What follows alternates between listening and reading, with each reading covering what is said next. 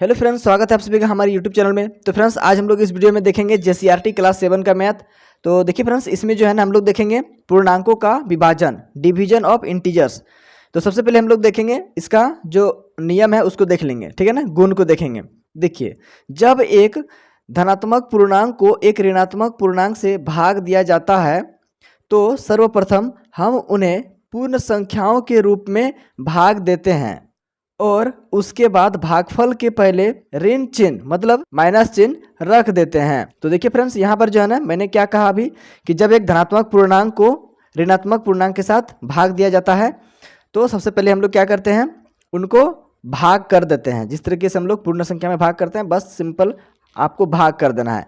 उसके बाद क्या करते हैं, चिन्ह किसका लगाते हैं, तो ऋणात्मक का चिन्ह लगा देते हैं। एक धनात्मक एक ऋणात्मक रहता है तब, ठीक है ना। तो देखिए, मैंने यहाँ पर उदाहरण लिया है कि यहाँ पर आपको दिख रहा होगा 85 भाग का चिन्ह दिख रहा है, उसके बाद यहाँ पर -17 आपको दिख रहा है। ये धनात्मक पूर्णांक है और ये ऋणात्मक पूर्णांक है। तो जब एक धनात्मक पूर्णांक को हम लोग भाग करेंगे ऋणात्मक पूर्णांक से तो हम लोग क्या करेंगे, माइनस को नहीं देखेंगे। क्या करेंगे फ्रेंड्स, माइनस को हम लोग यहाँ पर नहीं देखेंगे। यहाँ पर हम लोग देखेंगे 17 का पढ़ा कितना बार पढ़ने पर 85 आता है। तो देखिए 17 का पढ़ा 5 बार अगर आप पढ़ देते हैं तो 17 5 85 आ जाता है। तो यहाँ पर जो है ना 17 5 85 हुआ, तो आपको यहाँ पर लिख देना है 5, इस प्रकार से, ठीक है ना। अब देखिए उसके बाद देखिए यहाँ पर क्या लिखा हुआ है, उसके बाद भागफल के पहले ऋण चिन्ह मतलब माइनस चिन्ह रख देते हैं। तो यहाँ पर देखिए ये भागफल आपका आ गया, भाग देने के बाद उसके बाद देखिए ये माइनस चिन्ह जो दिख रहा है ना आपको, यहाँ पर माइनस चिन्ह लगा देते हैं। इस प्रकार से ये हो गया इसका आंसर -5, ठीक है ना। देखिए ये हो गया इसका आंसर। अगला क्वेश्चन देखिए फ्रेंड्स, यहाँ पर है 36, भाग लगाना है आपको -4 से। तो माइनस को आपको नहीं देखना है। क्या करना है, माइनस को आपको नहीं देखना है, डायरेक्ट आपको क्या करना है, 4 से भाग लगाना है। तो 4 का पहाड़ा कितना बार पढ़ेंगे कि 36 आएगा। तो देखिए 4 7 28 4 8 32 4 9 में 36, 9 बार में आपका 36 आ जाता है। तो यहाँ पर हम लोग लिख लेंगे 9। उसके बाद भागफल के पहले ऋण चिन्ह मतलब माइनस चिन्ह रख देंगे। तो यहाँ पर हम लोग माइनस चिन्ह रख देंगे, माइनस चिन्ह लगा देंगे। ये हो गया आपका आंसर -9। अगला सवाल देखिए, आगे देखिए अगला एग्जाम्पल 90 यहाँ पर है। तो 90 को हम लोग भाग लगाएंगे 45 से। तो देखिए माइनस को छोड़ के हम लोग भाग लगा लेते हैं पहले। तो 45 का पढ़ा 2 बार पढ़ने से 90 आता है। तो यहाँ पर आपको लिख देना है 2, उसके बाद चिन्ह आपको लगा देना है माइनस का, ठीक है ना। आपको समझ में आ गया होगा। जो भी आपका डाउट है आप कमेंट करिएगा, मैं उस डाउट को क्लियर करने का कोशिश करूंगा, ठीक है ना। आगे देखिए यहाँ पर है 64, भाग लगाना है आपको -8 से। तो देखिए फ्रेंड्स, यहाँ पर सबसे पहले हम लोग क्या करेंगे, माइनस को छोड़ देंगे, माइनस को अभी ध्यान में नहीं रखेंगे। 8 का पढ़ा पढ़ेंगे कितना बार कि 64 आ जाना चाहिए। तो 8 का पढ़ा अगर आप पढ़ देते हैं 8 बार तो आपका 64 आ जाता है। तो 8 8 64 होता है। तो यहाँ पर आपको लिख देना है सिंपली से 8 लिख देना है। अब देखिए यहाँ पर माइनस चिन्ह है ना, तो यहाँ पर आपको माइनस चिन्ह रख देना है। हो गया इसका आंसर, ठीक है ना। इस तरीके से ये हो गया इसका आंसर और यहाँ पर भी ये हो गया इसका आंसर। अब आगे हम लोग देखेंगे अगला गुण। यहाँ पर देखिए, इसको भी याद रखना है आपको कि जब एक ऋणात्मक पूर्णांक को एक धनात्मक पूर्णांक से भाग दिया जाता है तो सर्वप्रथम हम उन्हें पूर्ण संख्याओं के रूप में भाग देते हैं और उसके बाद भागफल के पहले ऋण चिन्ह मतलब माइनस चिन्ह रख देते हैं। तो जो गुण हम लोग ऊपर में पढ़े वही गुण ये भी है। तो देखिए फ्रेंड्स, यहाँ पर मैंने अभी क्या कहा कि जब एक ऋणात्मक पूर्णांक को धनात्मक पूर्णांक से भाग लगाते हैं तो क्या होता है, सर्वप्रथम हम लोग क्या करते हैं, उन्हें पूर्ण संख्याओं के रूप में भाग देते हैं। उसके बाद भागफल के पहले माइनस चिन्ह रख देते हैं। तो यहाँ पर हम लोग सबसे पहले क्या करेंगे, माइनस को ध्यान में नहीं रखेंगे, डायरेक्ट हम लोग 4 का पढ़ा पढ़ेंगे कितना बार कि 32 आ जाना चाहिए। तो देखिए 4 का पढ़ा में 32 कितना बार में आता है, तो 4 8 32 8 बार में। तो यहाँ पर आपको लिख देना है 8, उसके बाद माइनस चिन्ह आपको इस प्रकार से लगा देना है, हो जाएगा आपका आंसर, ठीक है ना। ये हो गया इसका आंसर। देखिए भागफल में हम लोग माइनस चिन्ह लगा दिए। आगे देखिए -12 है। तो 2 का पढ़ा कितना बार पढ़ने से 12 आता है, तो 2 6 12, 6 बार में आता है 12। माइनस चिन्ह है यहाँ पर, माइनस चिन्ह आपको लगा देना है। इसका आंसर ये हो जाएगा। 45 यहाँ पर देखिए माइनस में है, मतलब ये ऋणात्मक पूर्णांक है और यहाँ पर ये धनात्मक पूर्णांक है। तो देखिए माइनस को हम लोग क्या करेंगे, यहाँ पर छोड़ देंगे, माइनस को नहीं ध्यान में रखेंगे। 9 का पढ़ा हम लोग पढ़ेंगे कितना बार कि 45 आ जाए। तो देखिए 9 का पढ़ा अगर आप 5 बार पढ़ते हैं तो 9 5 45 आ जाता है। तो यहाँ पर आपको लिख देना है 5। अब देखिए ये माइनस चिन्ह को आपको क्या करना है, यहाँ पर भागफल में लगा देना है, आपका आंसर हो जाएगा। यहाँ पर देखिए -20 है, भाग लगाना है आपको 4 से। तो माइनस को हम लोग छोड़ देंगे। यहाँ पर 4 का पढ़ा कितना बार पढ़ेंगे कि 20 आ जाएगा। तो 4 पंचे 20, तो यहाँ पर आपको लिख देना है 5, ठीक है ना। उसके बाद माइनस चिन्ह है, माइनस चिन्ह इस प्रकार से आपको लगा देना है, आपका आंसर आ जाएगा, ठीक है ना। तो देखिए फ्रेंड्स, आप इसको नोट भी कर सकते हैं, नोट कर लीजिए।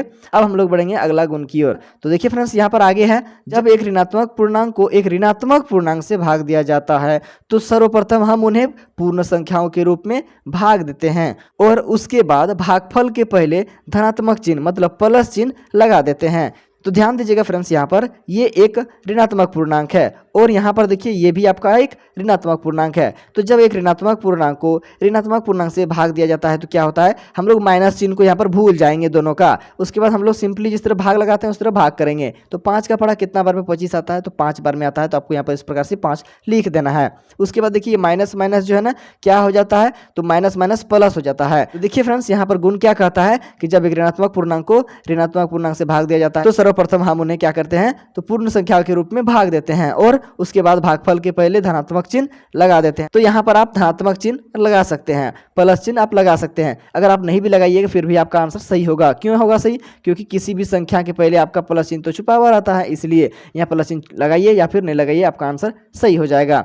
आगे देखिए यहाँ पर -9 है, ये भी आपका ऋणात्मक पूर्णांक है। ये -3, ये भी आपका ऋणात्मक पूर्णांक है। तो एक ऋणात्मक पूर्णांक को ऋणात्मक पूर्णांक से भाग लगाएंगे तो कितना होगा, देखिए तो हम लोग माइनस चिन्ह को छोड़ के लगाएंगे भाग, 3 तिया 9, तो यहाँ पर आपको लिख देना है 3। उसके बाद देखिए चिन्ह जो है ना माइनस माइनस क्या हो जाएगा, तो प्लस हो जाएगा, मतलब आपका धनात्मक चिन्ह यहाँ पर होगा। धनात्मक चिन्ह यहाँ पर आप लगा भी सकते हैं, नहीं भी लगा सकते हैं, ये हो जाएगा आपका आंसर। आगे देखिए -27 है ऋणात्मक पूर्णांक, -9 है ऋणात्मक पूर्णांक, भाग लगाना है -9 से। तो 9 तिया 27, 3 बार में आपका 27 आ जाता है, 3 लिख देना है। माइनस माइनस यहाँ दोनों में है ना, तो यहाँ पर आपको प्लस चिन्ह लगा देना है। अगर आप नहीं भी लगाइएगा फिर भी आपका सही होगा, क्योंकि मैं आपको बार बार बता रहा हूं कि प्लस चिन्ह छुपा हुआ रहता है किसी भी संख्या के पहले में, अगर चिन्ह दिखाई कोई नहीं दे रहा है तो।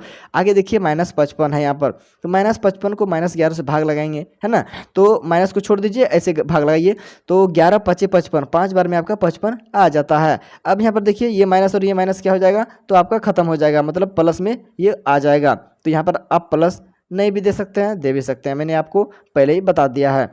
अब चलिए बढ़ेंगे अगला गुण की ओर। तो चलिए यहाँ पर देखते हैं इस गुण में क्या कहता है, किसी भी पूर्णांक को शून्य से भाग देना अर्थहीन है, मतलब आप इसको भाग नहीं कर सकते हैं, ठीक है ना। जैसे देखिए ये मान लीजिए कोई पूर्णांक है, अगर आप भाग लगाते हैं 0 से तो क्या होगा, परिभाषित नहीं होगा।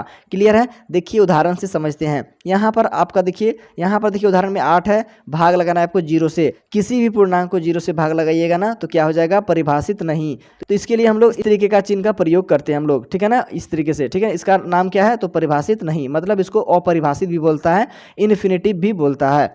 आगे देखिए 5 को भाग लगाएंगे 0 से तो क्या हो जाएगा, यहाँ पर आपका इन्फिनिटिव हो जाएगा, मतलब परिभाषित नहीं है, ठीक है ना। यहाँ पर भी देखिए 50 को हम लोग 0 से भाग नहीं दे सकते हैं। क्यों नहीं दे सकते, क्योंकि हम लोग आज तक बचपन से 0 का पहाड़ा पढ़े ही नहीं है। जिसका पहाड़ा नहीं होता है उससे हम लोग कैसे भाग लगाएंगे, कैसे टेबल पढ़ेंगे, तो 0 का टेबल हम लोग को आता नहीं है, तो कैसे हम लोग इसको टेबल पढ़ के 50 लाएंगे, मतलब 0 का टेबल में 0 का पहाड़ा में 50 आएगा ही नहीं, तो भाग कैसे होगा, भाग नहीं होगा। इसलिए यहाँ पर क्या हो जाएगा, अपरिभाषित या फिर कह सकते हैं परिभाषित नहीं है। इसको हम लोग सिंबल में इस तरीके से दर्शाते हैं। आगे देखिए 999 है, भाग लगाना है आपको 0 से, तो क्या हो जाएगा, यहाँ भी आपका हो जाएगा क्या, अपरिभाषित, ठीक है ना, परिभाषित नहीं है। तो यहाँ पर इस तरीके से हम लोग अगला गुण को भी देख लिए हैं। अब फिर आगे बढ़ेंगे दूसरा गुण की ओर। किसी भी शून्येतर पूर्णांक को इस प्रकार से लिखते हैं, ध्यान दीजिएगा, शून्येतर का मतलब क्या होता है, शून्येतर का मतलब होता है 0 को छोड़ के जितना भी सारा पूर्णांक है सभी होता है, सिर्फ 0 को आपको छोड़ देना है। शून्येतर का मान 0 नहीं होना चाहिए, यही है शून्येतर। शून्येतर में 0 गायब रहता है, बस इतना आपको समझना है। तो प्लस वाला हो सकता है पूर्णांक, माइनस वाला पूर्णांक हो सकता है, ठीक है ना। तो और देखिए ऐसा पूर्णांक हो सकता है जिसके आगे में कोई चिन्ह नहीं दिखाई दे रहा है, ऐसा पूर्णांक हो सकता है, सिर्फ 0 को आपको छोड़ देना है, बस हो जाएगा क्या, शून्येतर पूर्णांक। तो यहाँ पर देखिए उदाहरण से यहाँ पर इसको समझते हैं। देखिए +1 प्लस ए, तो यहाँ पर आप लिख सकते हैं +2, ए की जगह में 2 लिख सकते हैं। उसके बाद देखिए यहाँ पर +4 भी लिख सकते हैं। ये सब क्या है, तो ये शून्येतर पूर्णांक है। माइनस यहाँ पर देखिए -4 लिख सकते हैं, -3 लिख सकते हैं, ये क्या है, तो ये ऋणात्मक पूर्णांक है। क्लियर है, ठीक है ना। अब यहाँ पर देखिए ऐसे भी लिख सकते हैं 2 4 6 8, इस प्रकार से भी लिख सकते हैं, क्योंकि ये सब भी पूर्णांक है। कौन सा पूर्णांक है, तो धनात्मक पूर्णांक है, तो इसमें प्लस चिन्ह क्यों नहीं दिख रहा है, तो इस समय प्लस चिन्ह छुपा हुआ है। क्लियर है, आपको समझ में आ गया होगा। अब हम लोग बढ़ते हैं आगे की ओर। आगे देखेंगे हम लोग अब शून्य को किसी शून्येतर पूर्णांक से भाग देने पर शून्य ही प्राप्त होता है। तो ध्यान दीजिएगा फ्रेंड्स यहाँ पर कि शून्य को ना किसी भी शून्येतर पूर्णांक मतलब जीरो को छोड़ के किसी भी शून्येतर पूर्णांक, जैसे जीरो को छोड़ के जैसे 1 2 3 4 5 6 7 8 9 10 11 12 इस तरह से आपको गिनना है। इस तरीके का जितना भी संख्या होता है उससे आपको भाग लगाना है, चाहे माइनस रहे चाहे प्लस रहे, सिर्फ आपको जीरो को नहीं लेना है। तो अगर आप जीरो को किसी भी शून्येतर पूर्णांक से भाग लगाते हैं तो उसका मान क्या आ जाता है, तो जीरो आ जाता है। ठीक है ना, ए का मान जीरो नहीं होना चाहिए। मैंने आपको बताया कि ए का मान जीरो नहीं होना चाहिए, जीरो को छोड़ के आपको भाग लगाना है। उदाहरण से समझते हैं। देखिए यहाँ पर क्या है, जीरो है। अगर हम लोग जीरो को भाग लगाएंगे 4 से तो ये देखिए शून्येतर पूर्णांक है। ठीक है ना, तो जीरो को 4 से भाग लगाएंगे तो क्या हो जाएगा, इसका मान जीरो ही होगा। जीरो को 9 से भाग लगाएंगे तो यहाँ भी जीरो हो जाएगा। जीरो को 500 से भाग लगाएंगे फिर भी आपका जीरो होगा। जीरो को 9846 से भाग लगाएंगे फिर भी आपका आंसर क्या होगा, जीरो ही होगा। क्यों? क्योंकि जीरो को ये नियम कहता है कि शून्य को, या फिर जीरो बोल सकते हैं, शून्य जीरो एक ही है, शून्य को किसी भी पूर्णांक से, मतलब कोई भी पूर्णांक रहे, किसी भी पूर्णांक से अगर आप भाग लगाते हैं तो उसका मान क्या आता है, तो हमेशा आपका जीरो ही आएगा। ठीक है ना। अब चलिए आगे देखते हैं अगला गुण। यहाँ पर देखिए फ्रेंड्स है किसी शून्येतर पूर्णांक, यहाँ पर 2 बार पूर्णांक लिखा गया है, किसी शून्येतर पूर्णांक को उसी पूर्णांक से भाग देने पर 1 प्राप्त होता है। तो देखिए आप लोग जानते भी होंगे और नहीं जानते हैं, देखिए समझ में आपको आ जाएगा। देखिए यहाँ पर एक पूर्णांक मैंने लिया है, शून्येतर पूर्णांक क्या, 8, मतलब आपको जीरो नहीं लेना है, जीरो को छोड़ के ये शून्येतर पूर्णांक होता है। तो ये देखिए 8 है, 8 को अगर हम लोग 8 से ही भाग देते हैं, मतलब उसी से खुद अपने आप से भाग लगाते हैं, तो उसका आंसर क्या आता है, तो 1 आता है। 100 को अगर आप 100 से भाग लगाइएगा तो इसका भी आंसर आपका 1 आ जाएगा। 90 को 90 से भाग लगाइएगा तो यहाँ भी आपका आंसर 1 आ जाएगा। 15 को 15 से भाग लगाइएगा तो कितना आ जाएगा, 1 आंसर आएगा। कैसे, देखिए 15 का पढ़ा कितना बार पढ़ने पर 15 आता है, तो एक बार पढ़ने पर 15 1 15।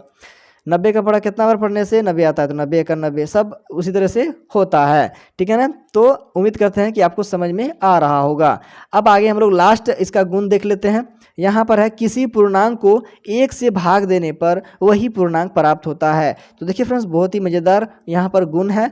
इसमें क्या कहता है कोई भी पूर्णांक है उसको अगर आप 1 से भाग लगाते हैं तो क्या होता है, वही तो आपका पूर्णांक हो जाता है। देखिए यहाँ पर 4 है, 4 को अगर आप 1 से भाग लगाते हैं तो क्या होगा, 4 ही होगा। क्यों होगा, क्योंकि देखिए 1 का पढ़ा कितना बार पढ़ने से 4 होगा, तो 4 बार आपको पढ़ना ही पड़ेगा, इसीलिए 4 वापस आ जाता है, मतलब वही संख्या वापस आ जाता है। इस प्रकार से ये हो गया इसका आंसर। 6 को अगर आप 1 से भाग लगाते हैं तो 6 ही होगा, क्योंकि 1 का पढ़ा आपको 6 बार पढ़ना ही पड़ेगा, तब ना होगा इसका आंसर। ठीक है ना, इस तरीके से 6 आएगा तब होगा इसका आंसर।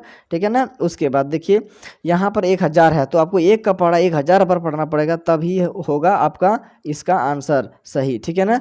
अब देखिए यहाँ पर है 0, 0 को अगर आप 1 से भाग लगाते हैं तो क्या होगा, 0 ही होगा। तो ध्यान दीजिए, देखिए वही वाला संख्या आ गया, 0 संख्या था, 0 को हम लोग 1 से भाग लगाए तो वही संख्या आपका आ गया, ये हो गया इसका आंसर। ठीक है ना।